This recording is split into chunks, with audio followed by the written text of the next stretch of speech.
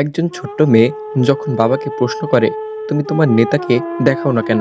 তখন সেই প্রশ্নের ওজন শুধু শিশুসুলভ কৌতূহলে সীমাবদ্ধ থাকে না, তা হয়ে ওঠে এক দীর্ঘ রাজনৈতিক বাঞ্ছনা, নিপীড়ন আর অপেক্ষার প্রতীক। বাবা নীরবে উত্তর দেন, আমার নেতা দেশের বাহিরে। সেই উত্তরই একদিন পরিবারকে নিয়ে রাস্তায় নামিয়ে আনে, শুধুমাত্র এক নজর তার নেতাকে দেখার আশায়। এই গল্প নওগাঁ জেলার লিটনের। গণতান্ত্রিক রাষ্ট্র ব্যবস্থায় রাজনৈতিক মত প্রকাশ একটি মৌলিক অধিকার, কিন্তু বাস্তবতায় অনেক সময় বিরোধী রাজনৈতিক মতাদর্শে বিশ্বাস করাই হয়ে ওঠে কারাবরণের কারণ। বিএনপিকে সমর্থন করা এবং ধানের শীষে প্রতীকী ভোট দেওয়া, এই দুটি বিষয়ই লিটনের জীবনে বারবার নিপীড়নের কারণ হয়েছে। রাজনৈতিক প্রতিহিংসা যখন রাষ্ট্রীয় কাঠামোর ভেতর প্রবেশ করে, তখন সাধারণ কর্মী সবথেকে বেশি ভুক্তভোগী হন। এস এম লিটন একজন স্থানীয় ব্যবসায়ী ছিলেন। রাজনীতির মাঠে তিনি পরিচিত নওগাঁ জেলার তিলকপুর ইউনিয়নের যুবদলের সভাপতি হিসেবে। দলীয় কার্যক্রমে সক্রিয় থাকার কারণে তিনি একাধিকবার আইনশৃঙ্খলা বাহিনীর নজরে আসেন। তার জীবনের বড় অংশ কেটেছে মামলা, গ্রেপ্তার এবং কারাবরণের মধ্য দিয়ে। হিসেব অনুযায়ী তিনি প্রায় 5 থেকে 7 বার কারাভোগ করেছিলেন। সবথেকে মর্মান্তিক অধ্যায় হলো, শুধু লিটন নন, তার স্ত্রী ফাতেমা এবং 2 কন্যা সন্তানও তার সঙ্গে কারাগারে সময় কাটাতে বাধ্য হয়েছিলেন। তার 3 সন্তানের নাম রাফা, বয়স 11 বছর, রোজা, বয়স 10 বছর, ফিহা মাত্র 1 বছর 3 মাস। 2014 সালে আমাকে এই স্বৈরাচার শেখ হাসিনা জেলে নিয়ে যায় তার পুলিশ বাহিনী। 18 সালে যেমন নিয়ে যায়, ঠিক এই বাচ্চাদেরকে আমার কারণে আমি বাসাতে ছিলাম না, আমার 2 বাচ্চা জেলখানা নিয়েছি।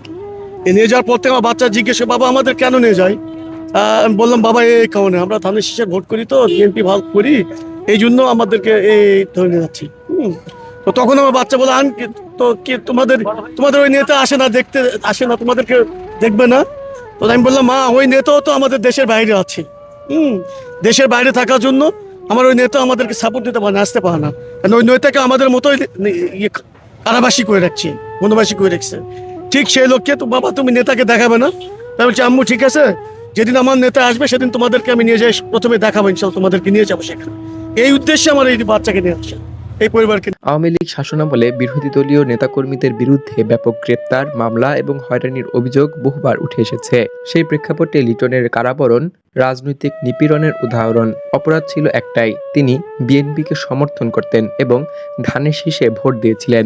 বারবার কারাবরণ লিটনের ব্যক্তিগত জীবনকে যেমন বিপর্যস্ত করেছে, তেমনি তার পরিবারকেও ঠেলে দিয়েছে অনিশ্চয়তার দিকে। ব্যবসা বন্ধ হয়ে গেছে, সন্তানদের পড়াশোনা বাধাগ্রস্ত হয়েছে, সামাজিক নিরাপত্তা ভেঙে পড়েছে।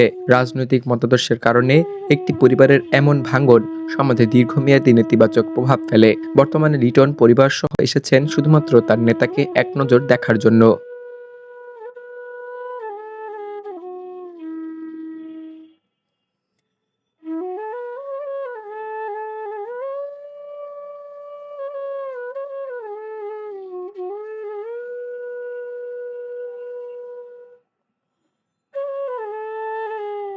দীর্ঘদিন পর বিএনপির ভারপ্রাপ্ত চেয়ারম্যান তারেক রহমানের দেশে ফেরার ঘোষণা এই অপেক্ষাকে আরও আবেগঘন করে তুলেছে।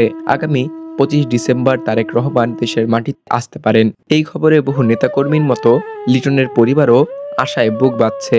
এস এম লিটনের গল্প একক কোনো ঘটনা নয়, এটি বাংলাদেশের হাজারো বিরোধী রাজনৈতিক কর্মীর জীবনের প্রতিচ্ছবি, যেখানে রাজনৈতিক বিশ্বাস অপরাধে পরিণত হয়।